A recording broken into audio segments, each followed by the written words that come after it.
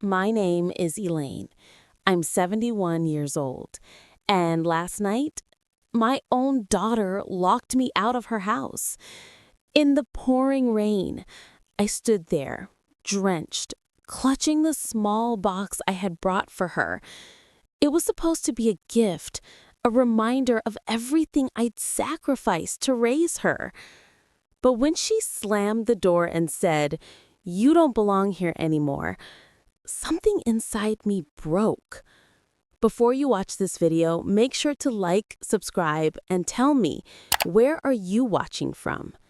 Because what I left on her doorstep that night didn't just change her life, it changed how the entire neighborhood saw her. My name is Elaine. I'm 71 years old, and I never thought my own daughter would be the one to break my heart in ways no stranger ever could. I raised her alone after her father passed when she was just 10. Every sleepless night, every extra shift, every holiday I spent working was for her. So when she invited me to live with her and her husband last year, I thought it was a blessing, a way for us to reconnect, to finally have a little family warmth again. I sold my little house, packed what few things I had left, and moved into their big suburban home.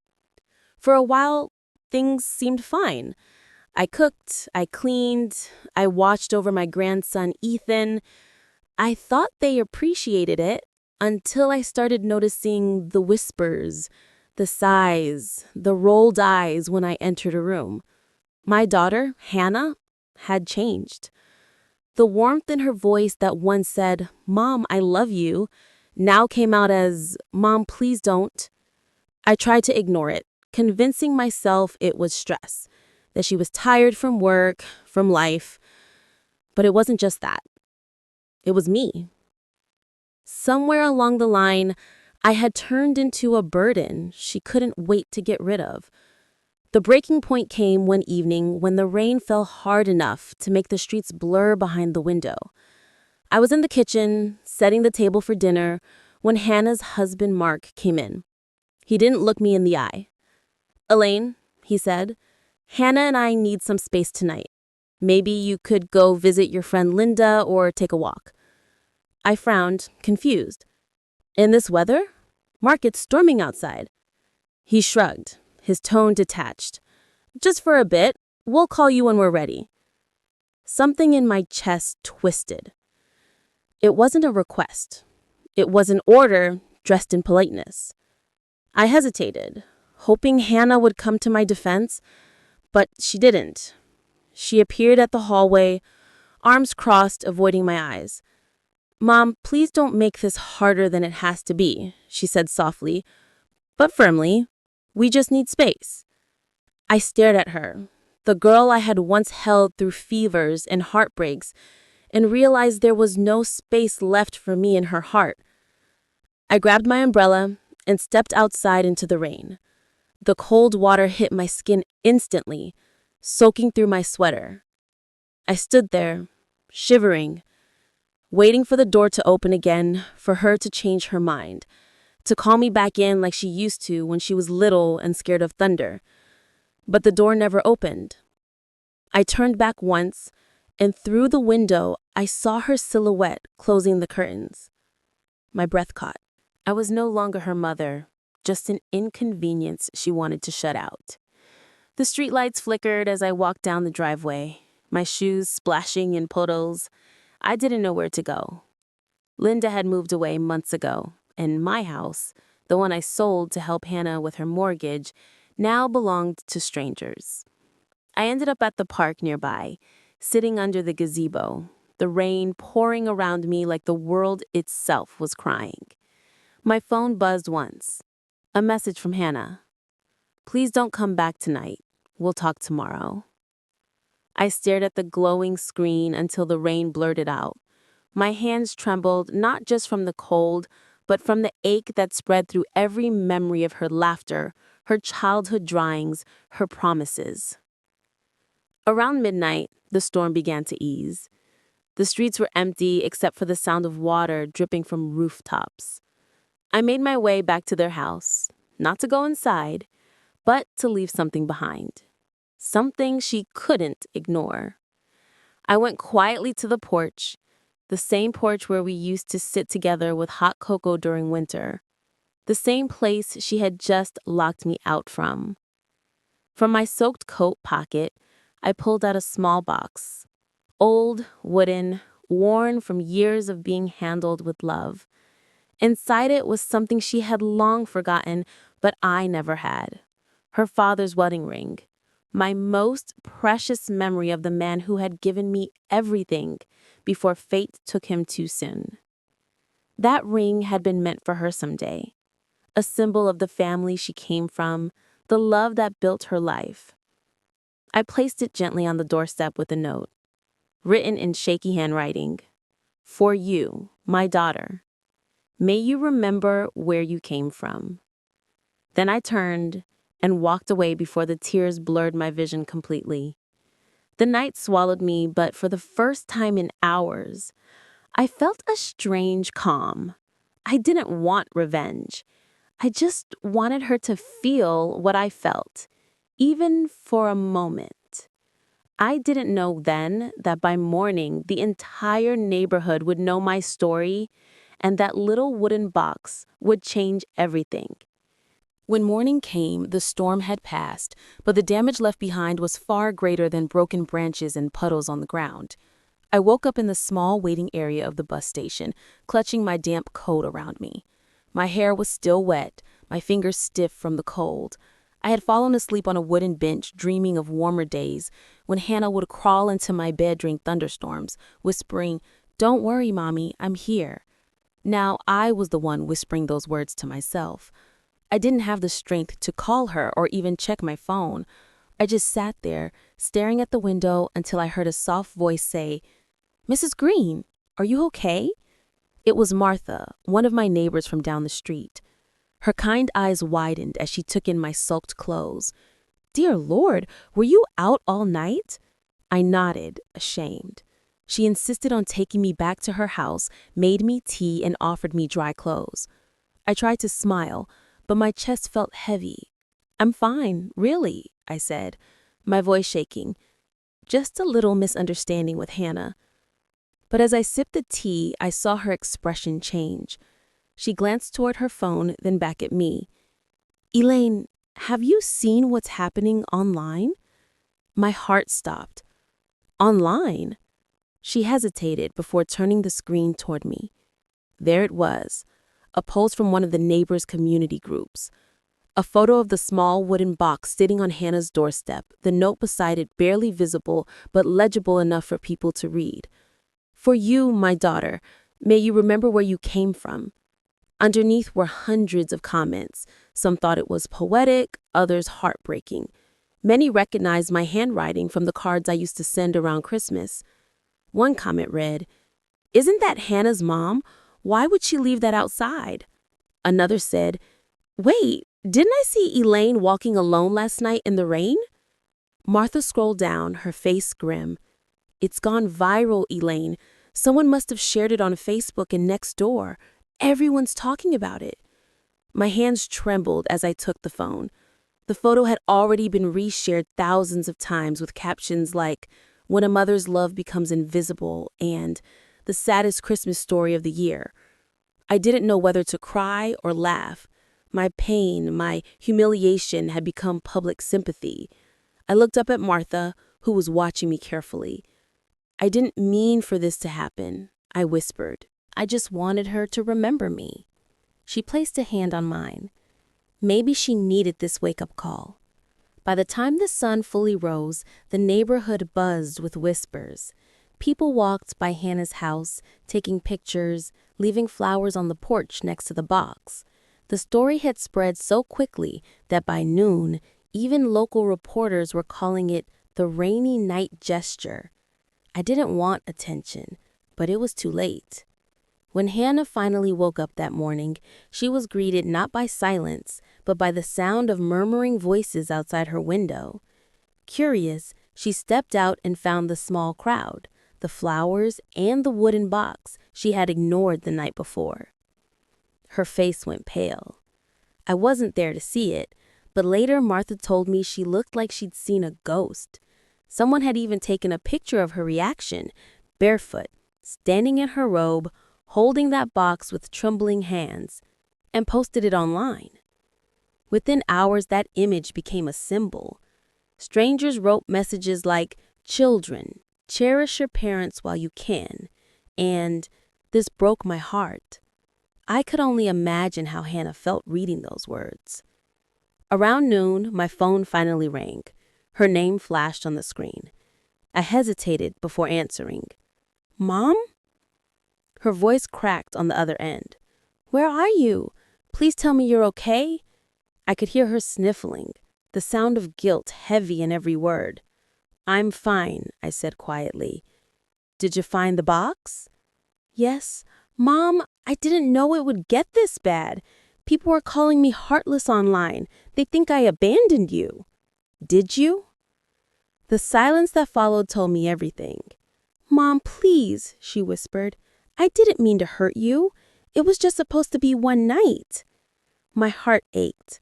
One night alone feels like a lifetime when it's your child who locks the door. She started crying. I know, I'm so sorry." For a moment, I almost gave in. I wanted to tell her it was okay, that I forgave her, but a part of me knew forgiveness couldn't erase what happened. It wasn't just one night. It was years of distance, of slowly being erased from her life until I was nothing but an obligation. I told her I needed time. That was the truth. I stayed with Martha that day, watching as news channels picked up the story. Reporters parked near Hannah Street, interviewing neighbors about the mysterious box. Some praised my act of love, others called it tragic. Hannah texted me constantly, begging me to come home, but I couldn't. The next day, a journalist came knocking at Martha's door. "Are you Elaine Green?" she asked, holding a microphone. "The mother from the viral post?" I wanted to run, but Martha whispered, "Maybe you should tell your side." So I did. I told them everything, not to shame my daughter, but to remind people that love doesn't stop even when it's not returned. That segment aired the next morning, and by evening, my story had reached millions. Messages flooded in from strangers who had lost touch with their own parents or children. They thanked me for reminding them what mattered. I never expected fame. I only wanted love. And though the world now saw me as a symbol of forgiveness, inside I was still just a mother who missed her child. I didn't know what would come next, but I knew my daughter could no longer pretend I didn't exist, because the whole world was watching. The days that followed felt like living inside a strange dream, one where my private pain had become everyone's story. Every time I looked at my phone, there were new notifications, messages from strangers, journalists, even old friends I hadn't heard from in years. They all said the same thing. "Your story touched me. You're an inspiration. I called my mom today because of you." But fame doesn't fill the space at the dinner table or make an empty house feel warm again. I still woke up each morning with the same ache, the same silence. Outside, the snow melted slowly, revealing muddy patches of grass and tire tracks from the news vans that had camped near Hannah Street. Martha kept the blinds closed most of the time, protecting my privacy, but curiosity was stronger than glass. People came by pretending to drop off gifts, flowers, letters, even jewelry, all addressed to the mother in the rain. One night, as I sat by the fire, scrolling through the endless flood of sympathy, a message appeared from an unfamiliar number. It was short. "Mom, can we talk?" My chest tightened. I didn't reply immediately. I just stared at the screen, unsure whether to cry or smile. Hours later, another message arrived. "Please, I want to see you. I need to explain." Against my better judgment, I said yes. The next morning, she came to Martha's house. When I opened the door, she looked nothing like the confident woman I'd raised. Her eyes were swollen from crying, her hair messy, her hands clutching the same wooden box she had once left untouched on her porch. "Mom," she whispered, stepping inside. For a moment, neither of us spoke. The air between us felt heavy with all the unsaid words of the past few years. I gestured for her to sit, and she did, placing the box gently on the table. "I can't believe what I did," she said, her voice trembling. I don't even know who that person was. I studied her face, searching for sincerity. Why, Hannah? I asked softly. What made you lock me out? She lowered her gaze. It wasn't about you. It was about me. I was angry. Angry that every time I saw you, I saw Dad's absence. I wanted to escape the grief, to feel normal again. And when you called, I felt guilt instead of comfort. Her confession hit me like a cold wind.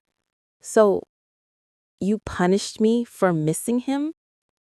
She nodded, tears spilling down her cheeks. I thought if I pushed you away, I could finally move on. But then, when I saw that post, when I saw the way people reacted, I realized how cruel I'd been. Everyone saw what I refused to. How much you love me. I don't deserve your forgiveness.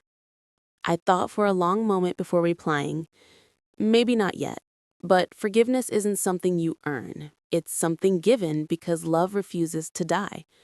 We sat there for a long time, the fire crackling softly beside us. She opened the wooden box slowly, revealing what was inside. A faded photograph of our family taken 20 years ago. Her tiny hand in mine, her father standing proudly beside us, all smiles and warmth. Beneath it lay a small folded letter. I didn't read this before, she said, handing it to me. My fingers trembled as I unfolded it. It was the note I had written before leaving the box. For you, my daughter. Inside this box is what we used to be, a family that loved without conditions. If you ever forget where love begins, look here. When I finished reading, Hannah broke down completely, pressing her face into her hands. I don't know how to make it right, she said. You start by coming home, I replied softly. Not for the cameras, not for the neighbors, just for me. She nodded slowly, wiping her tears. I will. The next morning, she came with Noah, my little grandson. He ran into my arms the moment he saw me, shouting, Grandma! It was the first real warmth I'd felt in months. The three of us spent the day together, baking cookies, laughing, telling stories about the man we both missed. But this time, it didn't hurt as much. The house felt alive again. Later that night, Hannah helped me hang the photograph from the box on the wall. This belongs here, she said, smiling faintly, where it all started. I nodded, my eyes wet. It's funny, I said softly, how one night in the rain can wash away years of distance. She squeezed my hand. I'll never forget it. Neither would I. But even as peace slowly settled between us, I knew the story wasn't over, because the world that had watched our pain wasn't ready to stop talking, and soon, what happened next would test whether forgiveness could truly survive the spotlight. The following weeks unfolded like a second chance at life. The house that once echoed with silence now carried the sounds of laughter, conversation, and the occasional crash of Noah's toy cars against the kitchen tiles. For the first time in years, the smell of cinnamon rolls and hot cocoa filled the air. Every evening, Hannah would come by after work, her cheeks red from the cold, her eyes soft with something I hadn't seen since she was a teenager. Peace. But even as we rebuilt our relationship, the world outside refused to forget. The story had gone viral beyond our little town. TV anchors debated it on morning shows, calling it the Rain Redemption. Online forums turned me into a symbol. Some called me the mother who never gave up. Others said I was a reminder that love still wins. And yet, behind every headline, there was still the truth, that it all began with pain. One afternoon, a man from a major network came to my doorstep. Mrs. Carson, we'd love to do a feature documentary about your story, he said, holding a microphone like a peace offering. I hesitated. Part of me wanted to share the lesson I'd learned, but another part whispered that not every wound needed a stage. I'll think about it, I told him, closing the door gently. When I turned, Hannah was standing behind me. Maybe you should, she said softly. Your story helped people, Mom. Maybe it's meant to. I smiled, brushing her hair from her face. Maybe, but only if it tells the whole truth, not just the tears, but the love that followed. The following weekend, we decided to visit James' grave together. Snow had fallen overnight, leaving a quiet blanket over the cemetery. Hannah held my arm as we walked, her son skipping ahead. When we reached the gravestone, I placed a small red rose on it, the same kind he used to buy me every Christmas. "Hi, love," I whispered. "You'd be proud of her." Hannah knelt beside me, her eyes glistening. Dad always said you were the strongest woman he knew. Now I understand why. We stood there in silence, the wind cold against our faces, but somehow the cold didn't bite as it used to. It felt like healing.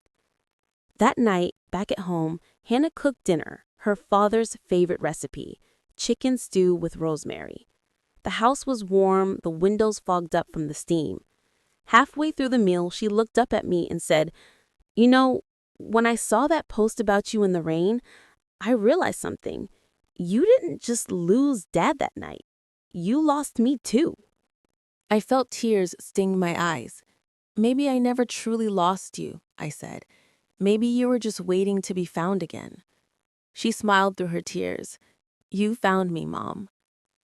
After dinner, Noah climbed into my lap, his small fingers playing with the pendant around my neck.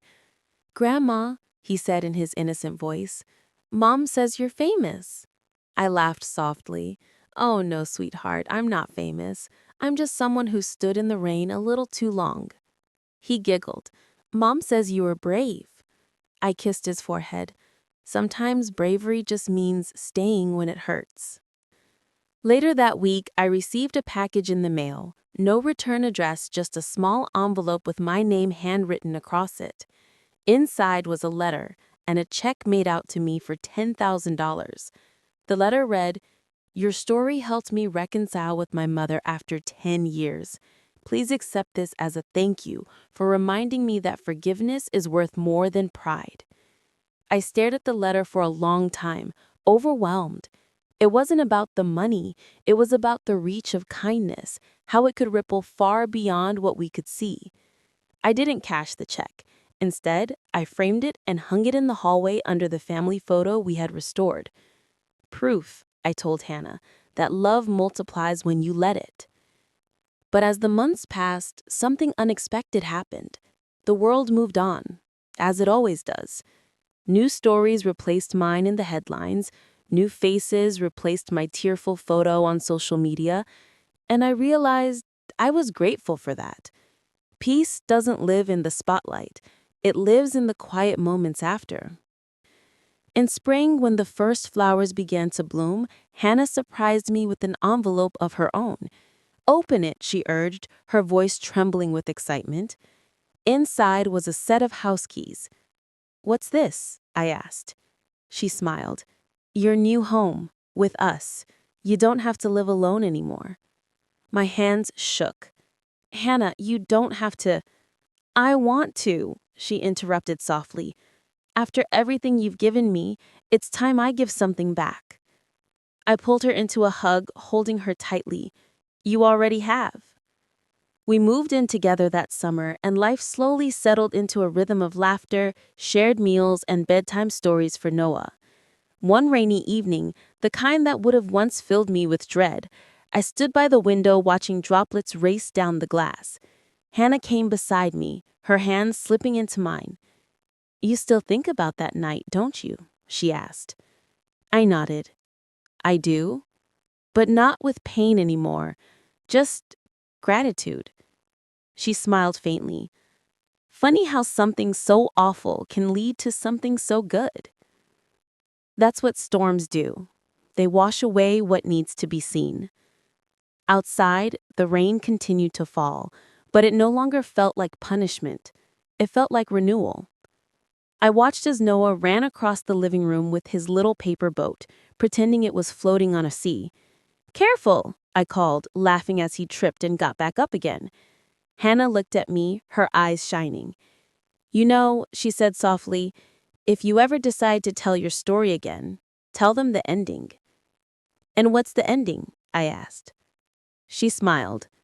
that love always comes home, even if it has to walk through the rain to find its way.